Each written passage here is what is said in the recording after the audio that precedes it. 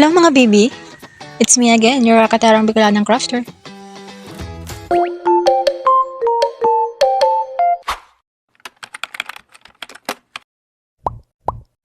Dahil malapit na naman ang Valentine's Day, samahan niyo akong mag-box ng ating 30 pieces single bouquet na order naman ng ating reseller from Jose Panganiban. Diyos ko B, talaga namang halo-halong emosyon yung naramdaman ko nung na-receive ko yung inquiries ni Ma'am. Umay man na sa aming mga crafters yung naging masaya. Kasi, syempre, meron na kaming benta. Pero at the same time, nararamdaman pa yung alinlangan na magagawa ba namin talaga to. Katakot na baka hindi ko mabigay yung expectation ng aking mga buyers. Pero anyways, shoutout nga po pala kay Ma'am Cyril May Gilua. Thank you po sa tiwalang binigay niyo sa akin. Manifesting na madami tayong mabenta ngayong darating na Valentine's Day. Anyways, balik naman tayo dito sa aking ginagawang papagbabox. Medyo na-stress lang ako ng maigi sa paghahanap ng box. Diyos ko, sobrang liliit kasi ng mga box dito. Pero kaya rin naman kasi nagpalengke naman sila Mama sa Novo, kaya naghingi ng box doon. Dumating na nga po dyan ang baby ko. Di nga po siya nag-aalam na nag-video daw pala ako, hindi ko daw sinabi.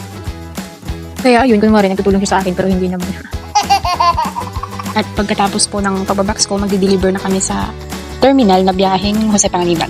Naalala ko nga po nung high school ako. Lahat ng friends ko binibigyan ko ng bouquet. Ay, hindi pala bouquet, hindi pa pala uso ng bouquet. Binibigyan ko siya ng rose, parang flowers na plastic yung nabibili po bagay sa palengke. Wala lang, share ko lang ang pagiging lovable na friend ko. Taray, may pa-lovable.